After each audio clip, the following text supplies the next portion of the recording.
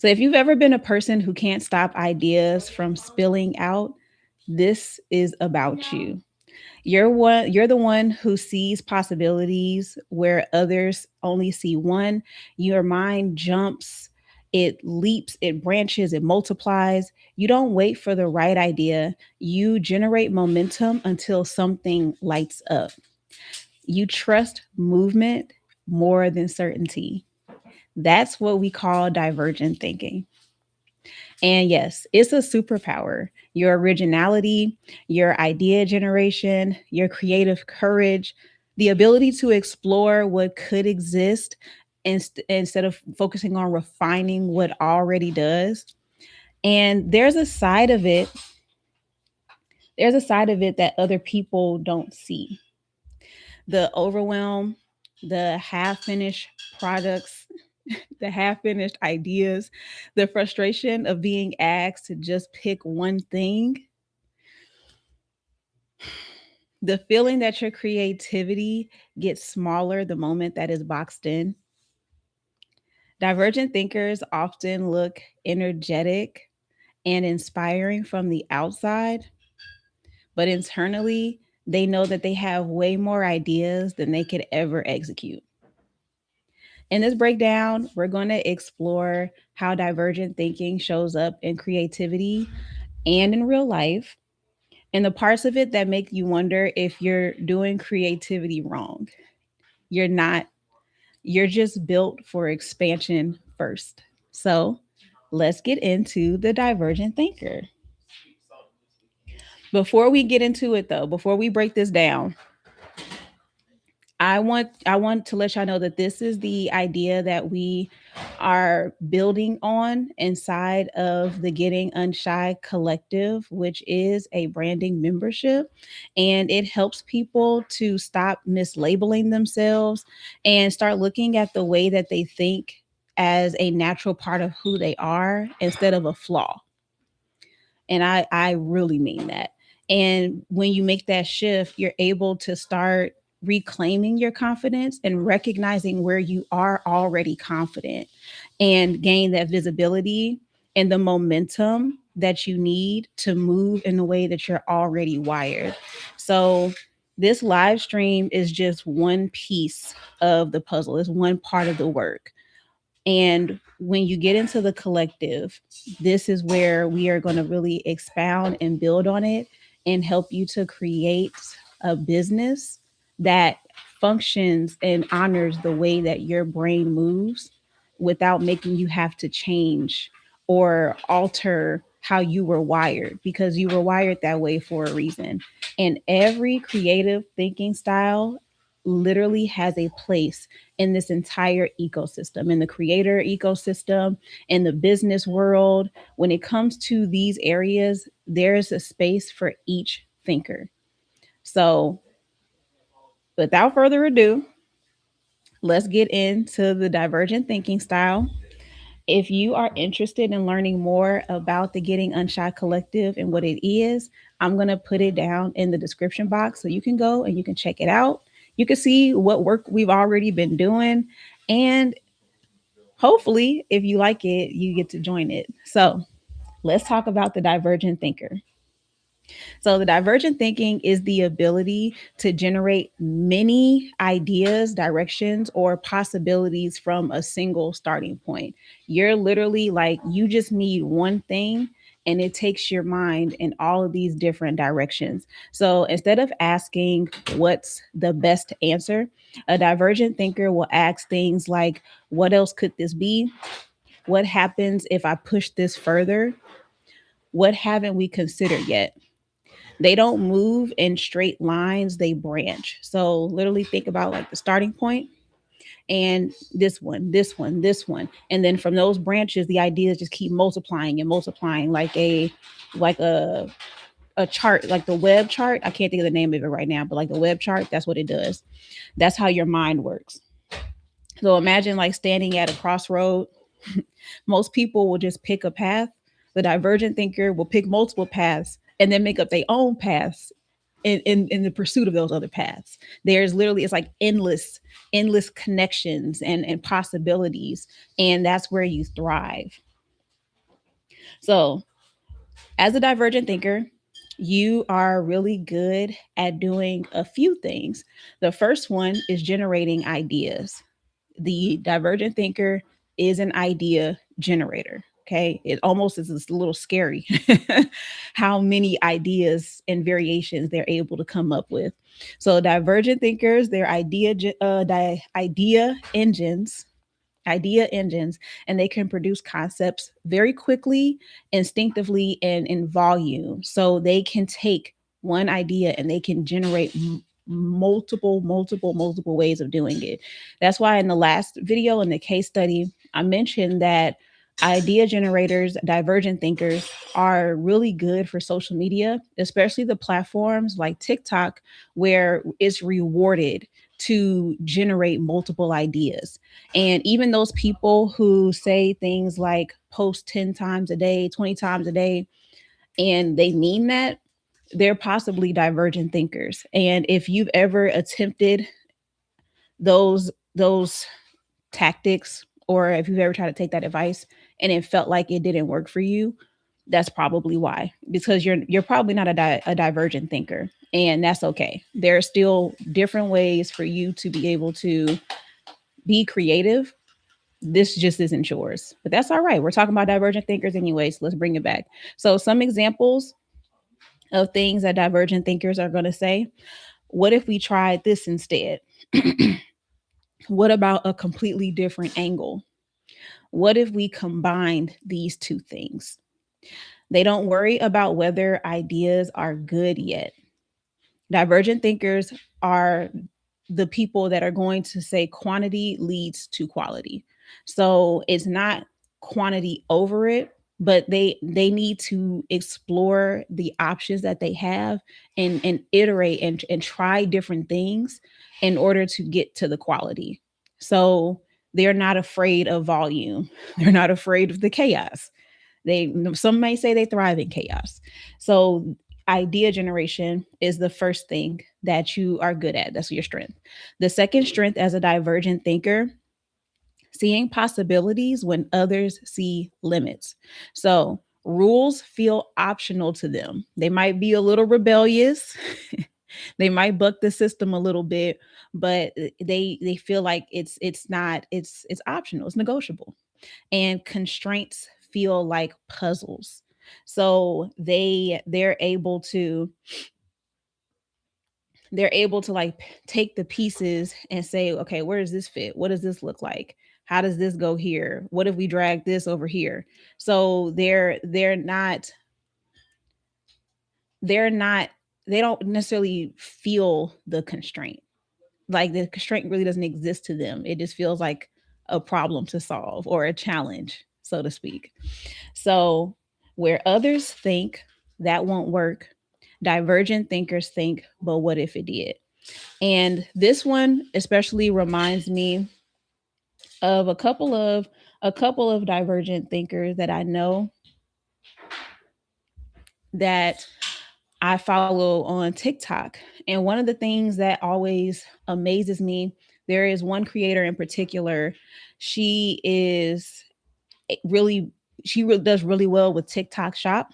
And every time I see her content, she's posting like multiple pieces of content a day, literally cranking out videos. She's always on live, and it's one of those things where you never really know what she's going to be doing. Like it seems like she can go in so many different directions and talk about so many different things, but it makes sense because it all centers around they all make sense for her character and who she is and what she stands for.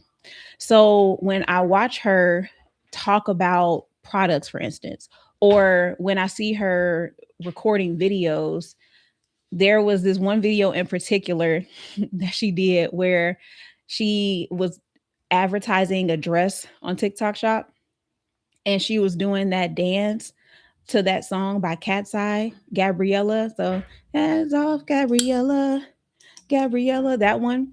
And if you've ever done videos on TikTok, especially TikTok Shop, you know that you aren't allowed to use you're not allowed to use a lot of the sounds on there. So instead of like letting that get her or stop her, she sang the song in the video. So she's literally like singing it like a cappella. And in the comment or in the caption, I think that she said, because TikTok won't let me be great and use this song, or I really want to use this song, so I'm just gonna sing it instead. And so she sang the song. And that is the perfect example of not being constrained and figuring out how to, like, the rules are optional, and being creative in how you navigate the rules and bend them and find the loopholes. So that probably needs to be one of the strengths that you have too as a divergent thinker. You probably a loophole finder. Okay. Habitual loopholer. So that, yeah, that's what I think about when I think about the constraints not making sense. Like the limit does not exist. I forgot where I got that from, but the limit don't exist. Like what rules? We're just going to figure out a creative way to still do it, but not do it at the same time. The next thing that is a strength for divergent thinkers is taking creative risks. So they're willing to explore the unpolished, the strange, the unfinished. They don't need guarantees to begin. And this is one of the greatest strengths of divergent thinkers, and what makes divergent thinkers very critical in the beginning phases of a business. This doesn't mean that they don't deserve to be anywhere else.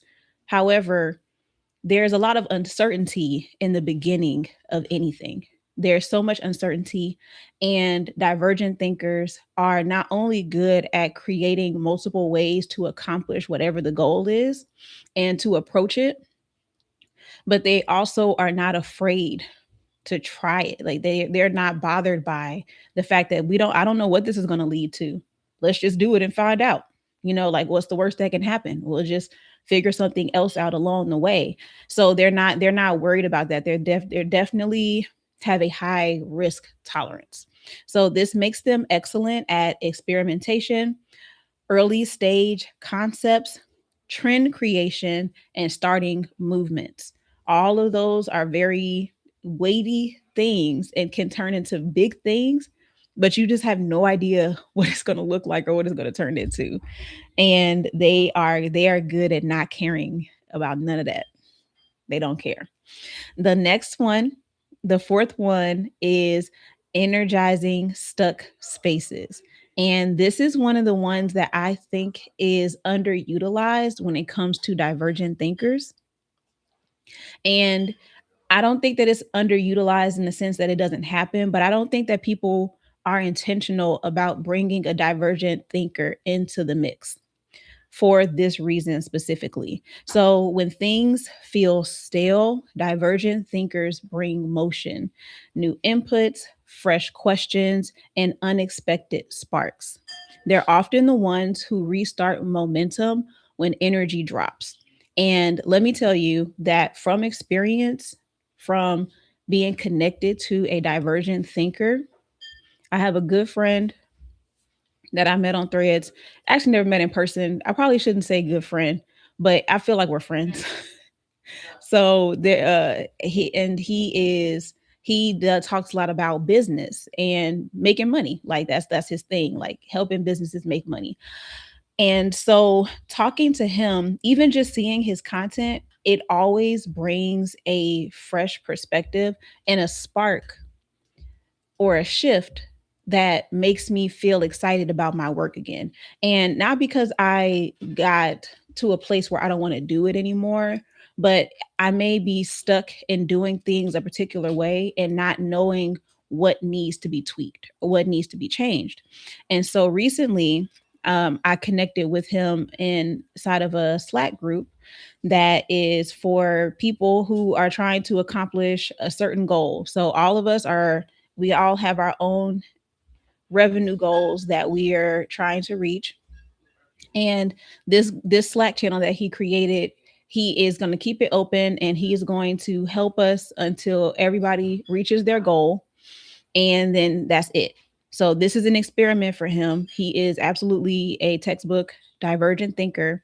But the reason why I'm bringing all of this up is because within that group, within that chat, I talked to him about advertising my YouTube videos, my live streams.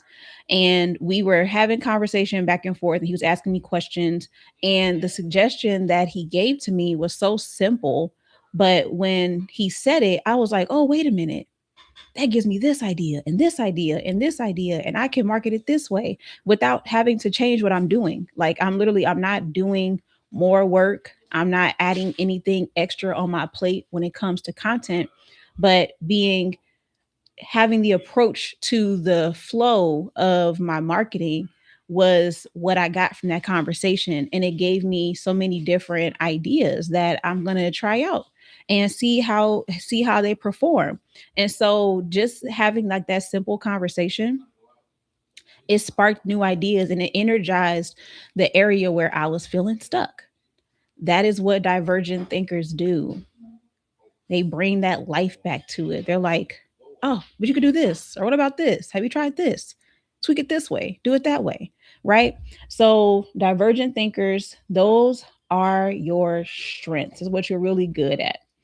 So, let's talk about how divergent thinking shows up as creativity. So, divergent creativity looks like the following things: idealists, rapid brainstorming, experimental content, multiple series at once, unfinished but alive projects. So they may not be complete, but they're actively experimenting in multiple areas, usually at the same time. So they create chaos on purpose because chaos is fertile ground. They thrive in the chaos. And I want to be careful with that word because we don't ever want to get to a place where we're just existing in chaos, but this kind of chaos is intentional. I don't know how else to differentiate it right now, but just know it ain't the same. Okay, just trust me on that. If you have the words that I don't have for it right now, feel free to drop them in the comments. But that's the best way to describe it. Their creativity is less about polish and more about exploration. They are explorers. They are experimenters. So they love being able to explore those ideas and try those things almost at the moment that they think of them. Like, it almost is like it may appear impulsive, but they have to. That is where their momentum comes from. Their momentum comes from trying their ideas almost as quickly as they get them. So, here's what motivates divergent thinkers. Let me take a sip.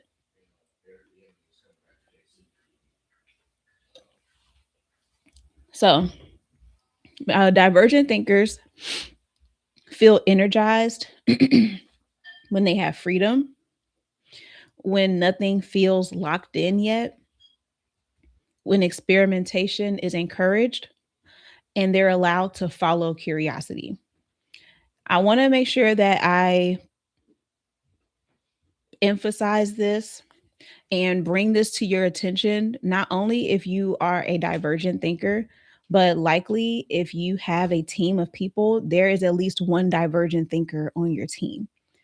One of the things that I want you to be aware of, no matter where you fall on the spectrum, whether you're divergent or you're working with a divergent thinker, that their freedom, their ability to explore their curiosity and see where it takes them is actually a very critical part of their process, and is something that doesn't need to be tamed. It doesn't need to be diminished. It doesn't need to be corrected. I'm going to talk about this a little bit more as we go into it, but I want you to think about what it looks like to create an environment where divergent thinking can thrive, because we need divergent thinkers. Just like every other thinker that we have in these creative thinking styles, we need divergent thinkers. And I believe that there has been too many times where they have been forced to conform or to tame themselves or to fit into a structure that does not give them a fighting chance to be as creative as in and as impactful as they can be to the team. So put a pin in that. We'll circle back to that later. So their natural questions are, what else is possible? What happens if I go further? What haven't we tried yet? Those are going to be the questions that divergent thinkers are either asking themselves or asking their team, and bringing that to the table. So let's talk about how ideas come to them. Their ideas don't arrive at one time, they arrive in clusters. So you might have, I won't say they always have ideas. They're always thinking of something, but it's almost like if they have something that they are fixated on, or a problem, or something that just starts to like, oh, wait a minute. I want to know more about that. They're able to create a lot of ideas around a like focused point. That's what that means. That's what the clusters means. So it's not always like continuously thinking of a bunch of ideas 24/7, but it's more like it almost is very similar to how inspirational thinking is, but divergent thinkers are it's like they're always like that. They're always able to kind of come up with ideas. Where inspirational thinkers are more so inspired by something, and then that's when they will share it. That's how their creativity moves. We'll get into more of that when we talk about the inspirational thinkers, though. So one idea sparks five more. One conversation becomes 10 directions. One post becomes a whole ecosystem. So again, it starts with one. Earlier, I mentioned that they have a starting point, and then it multiplies. It branches out from there. And so everything is still connected. It starts from that one point, and it just multiplies and it branches out from there. So their ideas come the fastest when there's no pressure to decide. When play is allowed, and when movement comes before evaluation. You're going to really slow down their momentum, or as a divergent thinker, you will slow down your momentum when you try to assess something too soon and try to determine, is this working, is it not working? Let it cook. Let it cook. Keep on adding the ingredients to it. And then once you have a somewhat finished product, then you can go taste it, see what you think, add a little bit of salt if you need to. I'm not sure why this turned into a food metaphor. I must be hungry, but you get the point. So here is their creative rhythm. So this is going to be especially important if you are a divergent thinking entrepreneur and you are creating content to market your business, because your creative rhythm is going to inform how you create content, what platforms you're on, how often you create, what form of content you create. It has a lot of weight in helping you to take your ideas and turn it into something that exists. Okay, so pay very close attention to the creative rhythm. And if you are a divergent thinker, or if you suspect that you are a creative thinker, a divergent thinker, let me know if any of this sounds like how you operate. So, divergent thinkers work best when they can start messy, when they can move fast, explore widely, and delay decisions. Okay. So they shine during ideation, experimentation, early creation phases, and trend exploration. On the opposite end, they'll focus when structure is forced on them prematurely. So they really need to have a very like loose leash. Like you need to like let them roam free, and then trust that they're being responsible with the way that they are operating. But you really got to let them have their space. Like they need to have that freedom. and you need to have that freedom. So your process,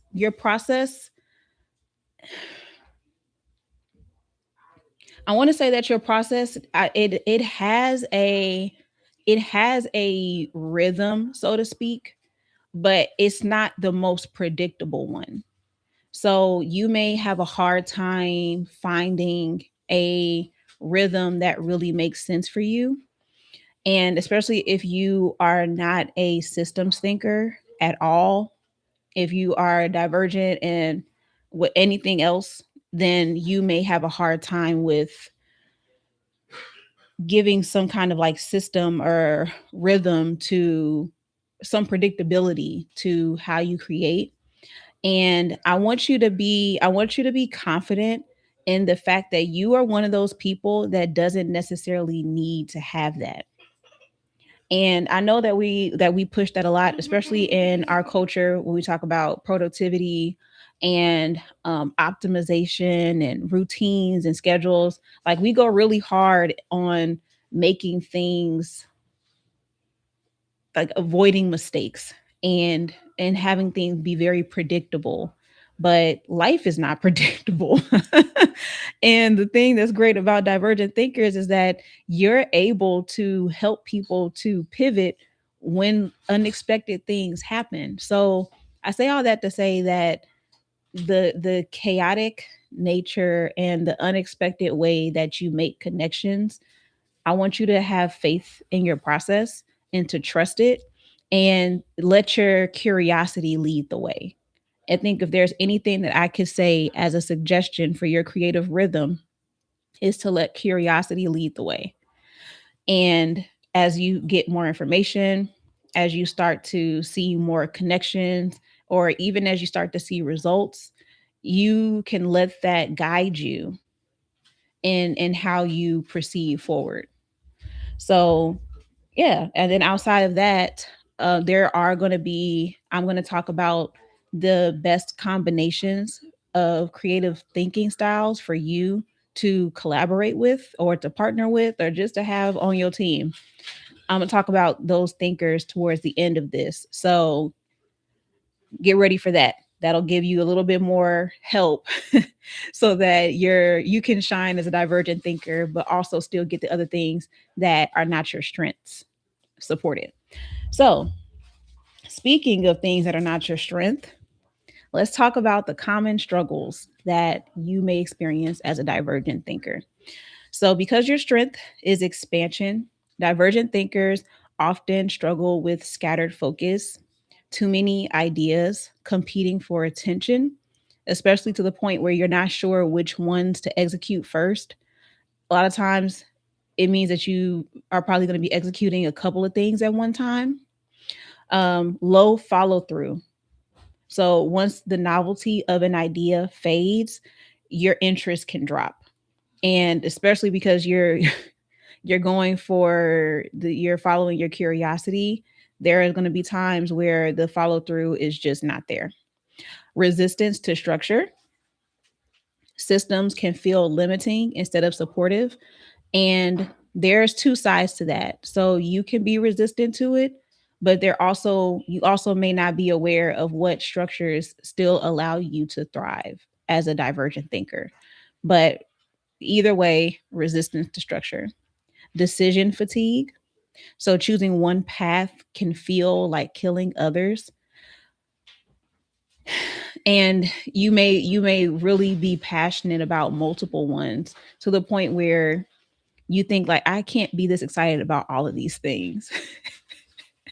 So having to pick one can feel like if you hate me, just say that basically. And these all of these challenges, so scatter focus, low follow through, resistance to structure, and decision fatigue, they don't mean that you're undisciplined. Okay, I want you to hear me very clearly on that. All of the divergent thinkers that I know are actually highly disciplined, but it's in the things that they want to do. Like they really have to want to do it, and it almost has to be something that can evolve with them.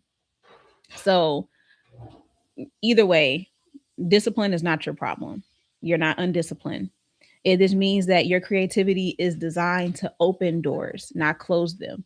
So a lot of times you're going to be in the early stages of an idea or of a project or of the generation of a business or a new marketing strategy. You are you are often in the beginning of things. And so again, I'm going to tell you what this looks like and how you can balance that out with some of the other thinking styles, so that even if you're not responsible for the follow through still happens. So, here is how divergent thinkers work with other people. So, in groups, divergent thinkers are often the ones that spark ideas, push boundaries, challenge assumptions, and keep creativity alive. So, like I was saying, you're not only good for one thing, but it is important that you own that thing that you're good at and realize that you may be called on to keep things fresh and keep them fun and help people to even like come outside of their own way of thinking and be a little bit more divergent thinking themselves. So, this is what you give to a team: originality, momentum, fresh direction, and possibility thinking. Possibility thinking is such a major asset because as things are being executed, as you are trying things and you are gathering data, you're getting information, depending on what results you're seeing or maybe not seeing, people may start to get really discouraged, frustrated, confused, and just like over it, just like flat out over it. So, your possibilities thinking, it brings back the hope and it makes things possible, like literally, like this is possible. We are capable of doing this. Here's another option. You missed this one, missed a spot. Is what we can try. So possibility thinking is a huge asset, and it's something that you tend to do naturally. Like it's just very seldom that you just don't see a way. You're gonna find it. So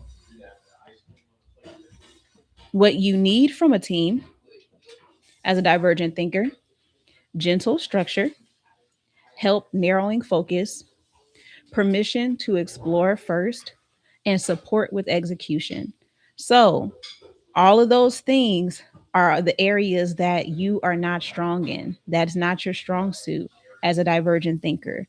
But that's okay because we have other thinking styles that can support and help you as well. So you may not be responsible for executing the content calendar, but you come up with the ideas that are new and fun and creative that go onto the calendar, or you're able to point out a flaw or an adjustment to a strategy, and you deliver that information to the team, and then someone else is responsible for executing it. You still played your part, you still showed up, you did your job, and now the execution is on somebody else.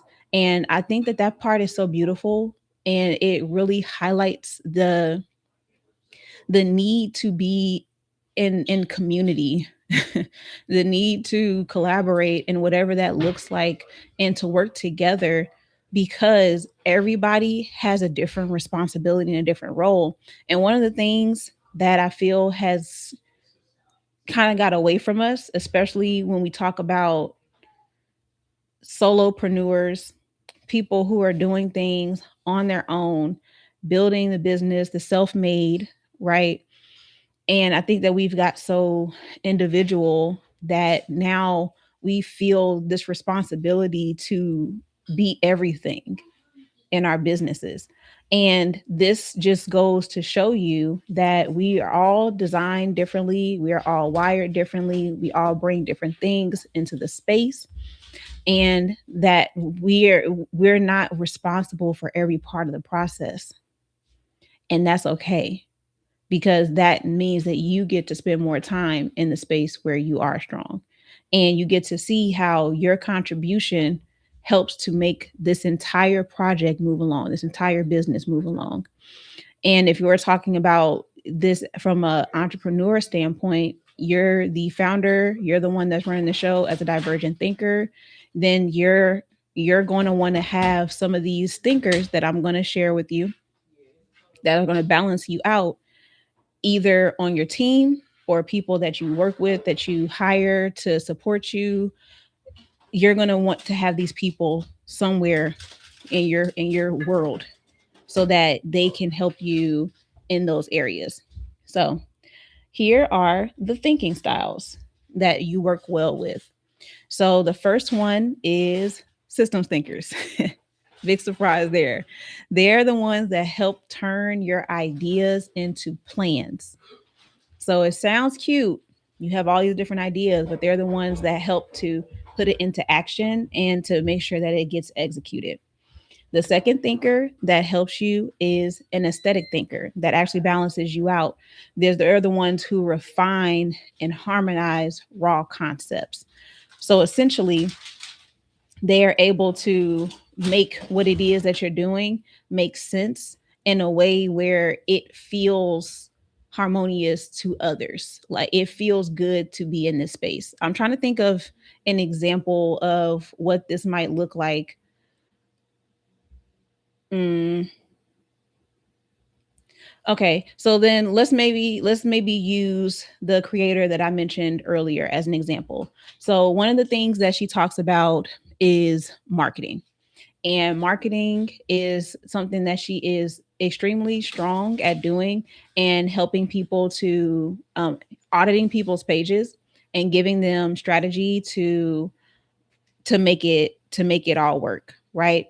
Where an aesthetic thinker will be able to support her is in how do we take this thing that you're doing, this idea, and turn it into maybe a school community, and how the space will be set up, what extra resources do you need to have in here, what does it look like, even though that's not all that aesthetic thinkers bring to the space, but what does it look like, how does the library of videos correlate with people being able to sign up for a one-on-one session with you. Like they're able to make it all look and feel like it makes sense together and bring that harmony to it. So aesthetic thinkers and divergent thinkers, that's actually like a really cute combo. Really cute combo. I actually need to see that in play now.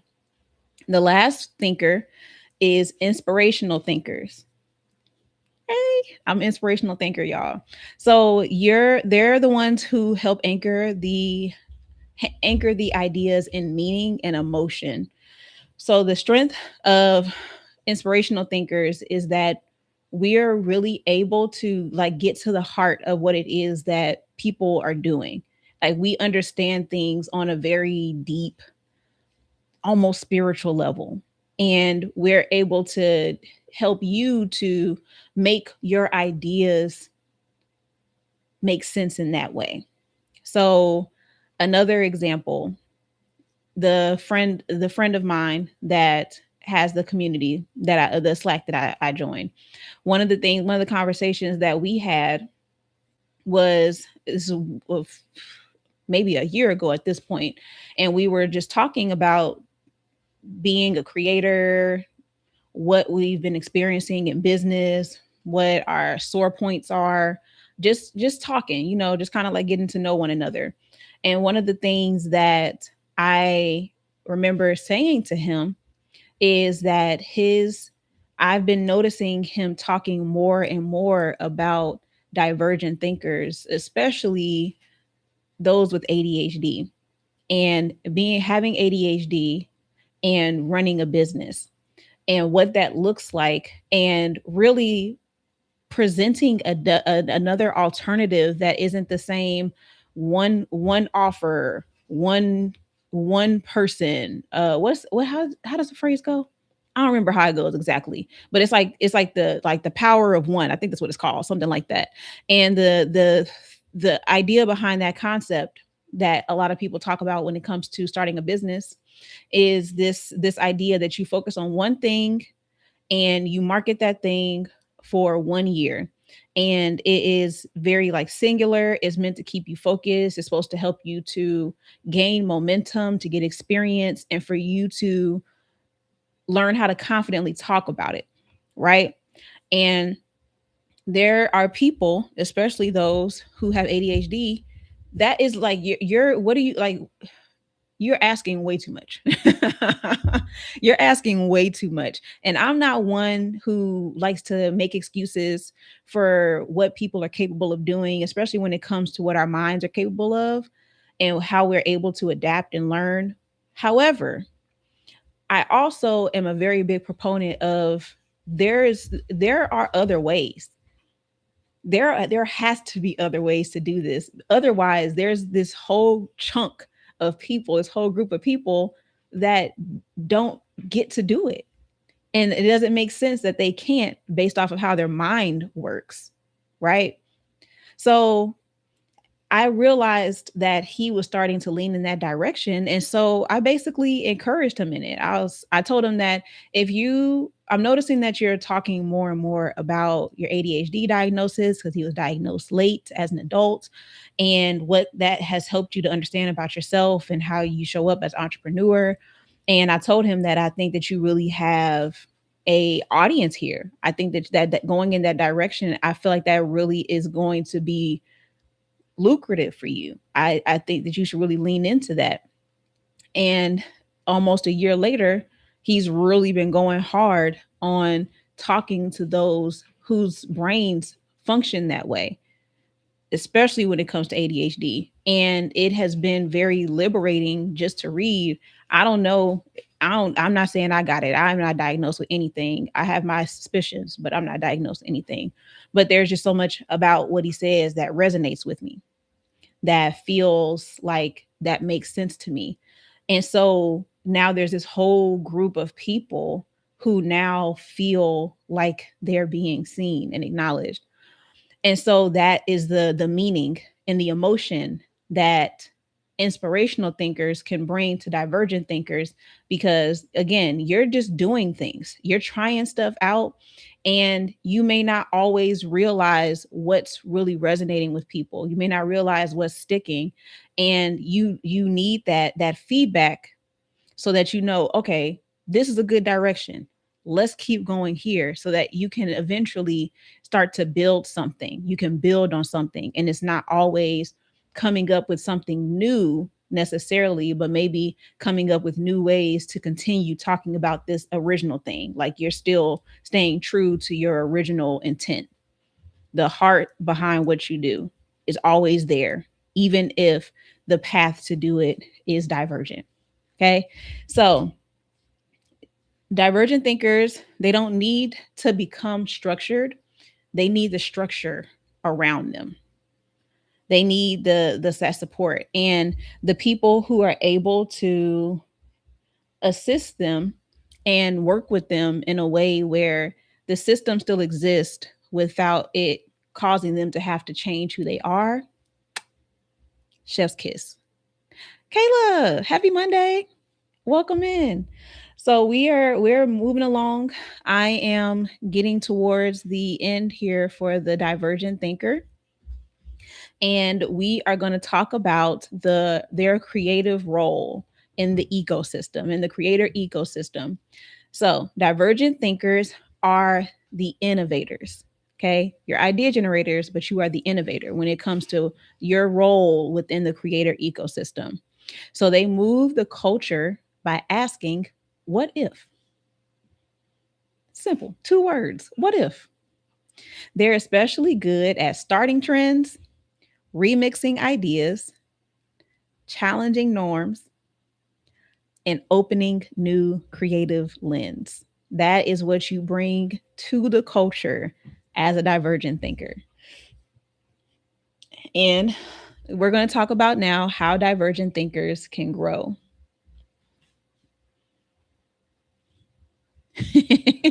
Yes, definitely catch the replay.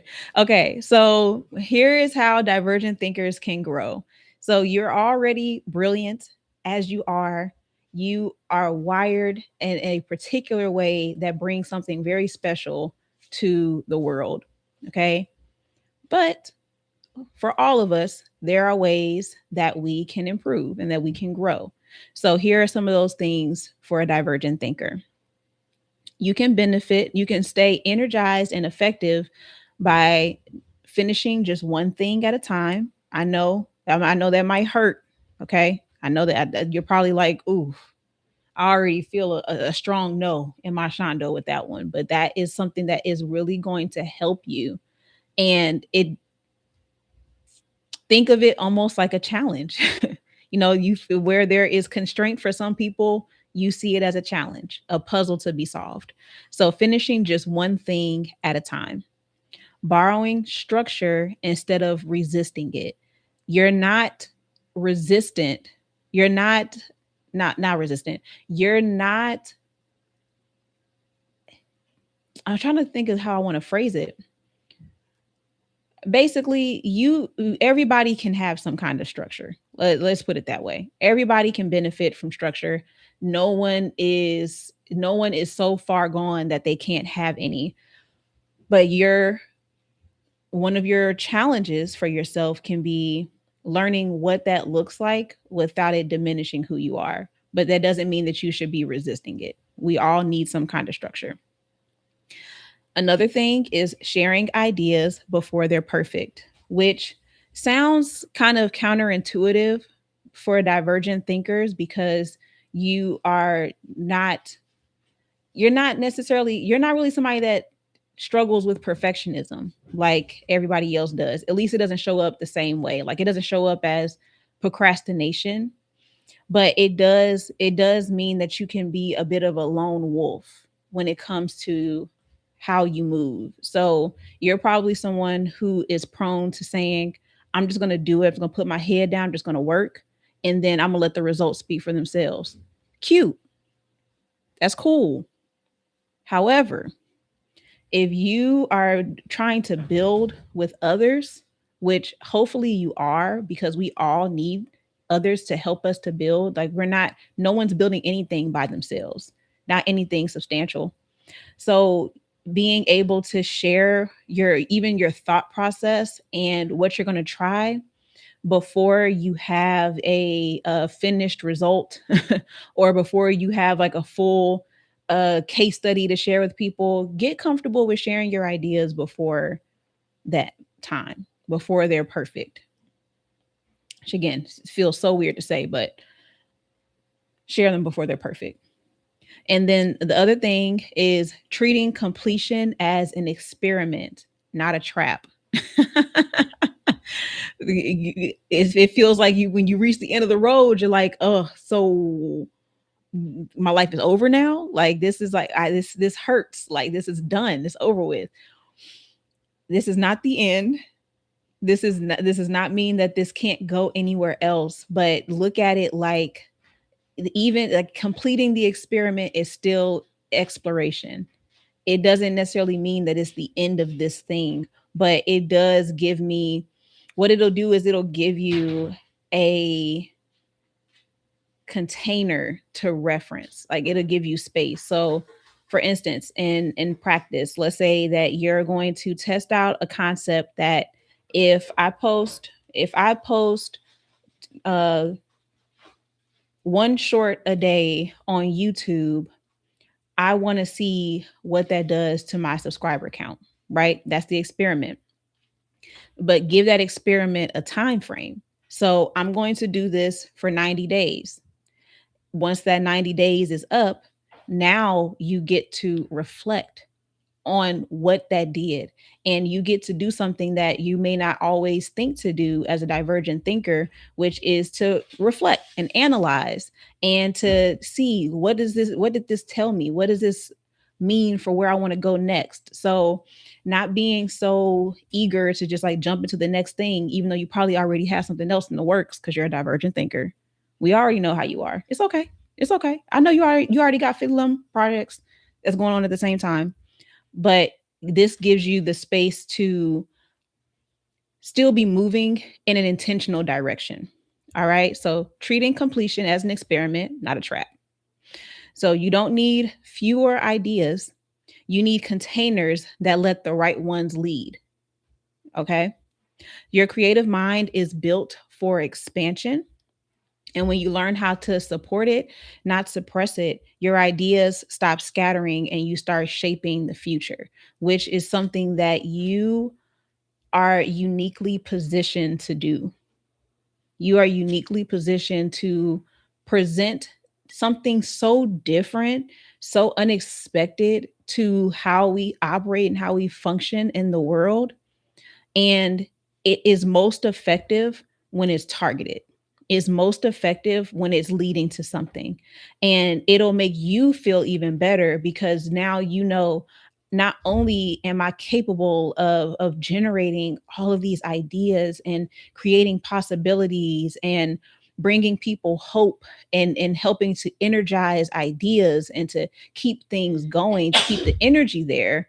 I'm also able to do that in a way that leads to something meaningful, which is your desire. No matter how chaotic you may look to other people, or how scattered, or even if it feels like you just don't have anything together, you're just all over the place. I know that that's not, I know that there's strategy up here. There's intention up here. There's a plan up here. And sometimes not challenging yourself in these ways leads to you continuing to feel scattered rather than feeling empowered because you know that your ideas are leading to something that means something. All right.